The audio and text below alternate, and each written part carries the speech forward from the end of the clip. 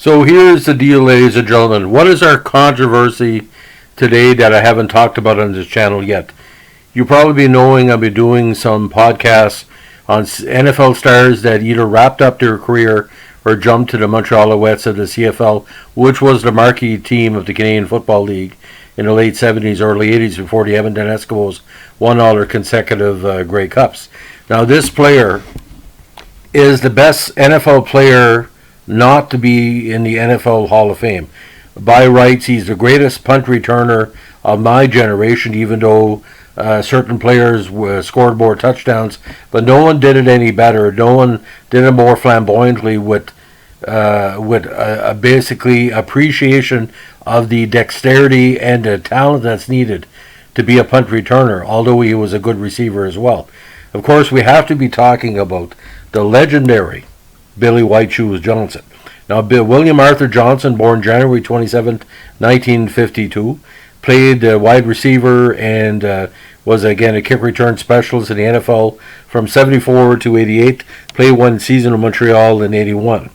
Now, he was one of the first players to display elaborate celebrations in the end zone, which eventually led the NFL to ban these celebrations, not because of him, but because of other teams kind of mimicking what was going on.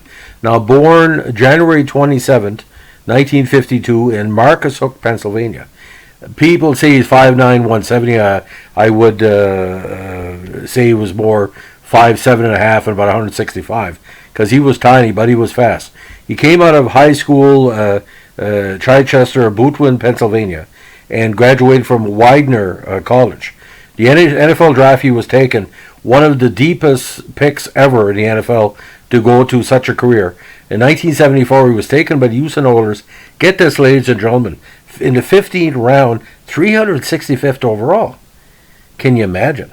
Now, he got his famous nickname as a high schooler at Chichester, where he dyed his shoes as part of a dare.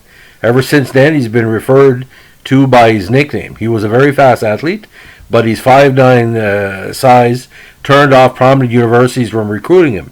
Billy ended up again at Widener College in Pennsylvania, a small Division III school where he was a member of the Alpha Sigma Pi fraternity. While there, he had a highly successful career, but was barely noticed by professional scouts. He was eventually discovered by the Houston Oilers, who were battling the Steelers later on for the AFC title. And again, he was drafted again in that 15th overall 15 round of 74 draft. Now, he made a squad as a kickoff returner, as his speed and quickness became an occasional part of the offense. As a rookie, he began celebrating touchdowns with a dance known as the Funky Chicken, which was a dance based on a song from soul singer Rufus Thomas. It was one of the first touchdown celebrations in league history. Maybe Billy Joe Dupree shooting off the guns was one of them, but I do remember when he scored, basically he had a move that he would bring the legs together outward, and then kind of either spike the ball or drop the ball in his back of his arm and catch it. It was just amazing. Now, he made it very popular with Oilers fans, but with fans all over North America. Now, as a kick returner, he returned 5 punts for touchdowns along with 2 kickoffs in his first 4 years with the Oilers, and added 12 more touchdowns on offense. He was selected to the Pro Bowl as a kick returner in 75, and was named team MVP, but during which he returned a punt 90 yards for a touchdown. He made another Pro Bowl appearance in 77, but in 79 he suffered a knee injury that caused him to miss most of the next 2 seasons and lingered with him for the rest of his career. When he returned in 1980, he was no longer the kick returner. He was serving only as a backup wide receiver. However, when he jumped to the CFL with Montreal in 81, that's where he got his what he called his aggressivity back. He was a star of the team that went 3-13. That year he caught 65 passes for 1,060 yards and 5 touchdowns, and returned 59 punts for 597 yards. Now, his teammates included former number 1 pick Tom Cousineau, former Super Bowl star Vince Ferragamo, Keith Gary, James Scott, David Overstreet, and future professional wrestler Lex Luger. He returned to the NFL with the Atlanta Falcons in 82, who were battling the Dallas Cowboys for NFC supremacy in that year. Now, in 83, he doubled as a full-time kick returner, where he scored his 6th career touchdown on a punt return, and starting wide receiver, leading the team in receptions. He earned his third Pro Bowl berth that season. However, he missed most of 84 due to an injury and was benched as a return man in 85.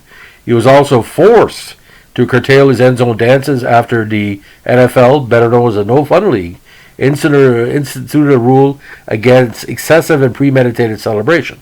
However, he led the Falcons in receptions and receiving yards that season. Another injury in 86 was the beginning of end for Johnson, and he retired after the 87 season, although he briefly unretired to play one game with the Redskins in 1988.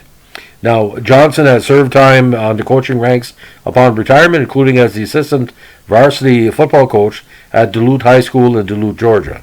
Now, he also played pro softball. He appeared in 25 games for the Philadelphia Athletics of the American Professional Slow Pitch Softball League in 1978, one of several men's professional softball leagues where he batted .349 with 4 home runs.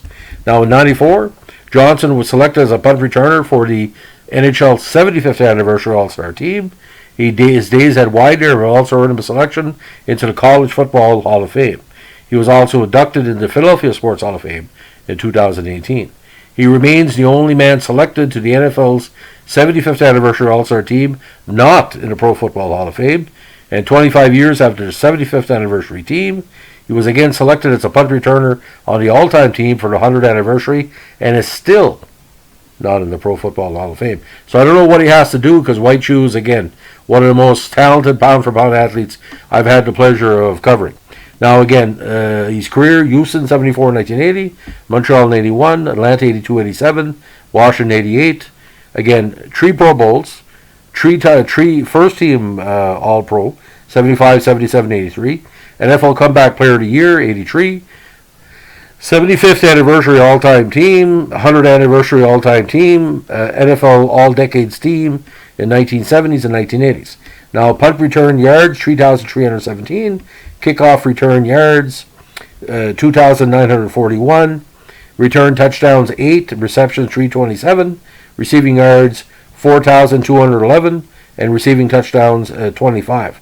So, ladies and gentlemen, let's put this in perspective. Over 10,000 all-purpose yards as a punt returner, kickoff returner, and receiver. Tremendous. And 33 touchdowns. Each one was fabulous. Each one was tremendous. And I know one thing. Of all the athletes I've ever covered, White Shoes is the top 50 for not only the most talented, the most exciting and dramatic and personable. And there's a very famous NFL films where he's walking off the field like Clark Kent, and he's given the peace sign with his glasses on. And that sums up White Shoes there.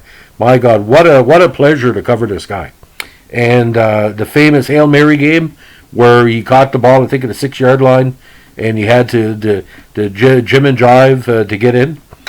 Tremendous. So that's the story, the legend of the, hopefully, future Hall of Famer, Billy White Shoe Johnson. If you like our NFL, CFL podcast, talking about NFL players that jumped to the CFL or CFL to the NFL, please let us know. Give us a like, comment, or subscribe. And if you like what we're doing here, tell your friends. Have a good day.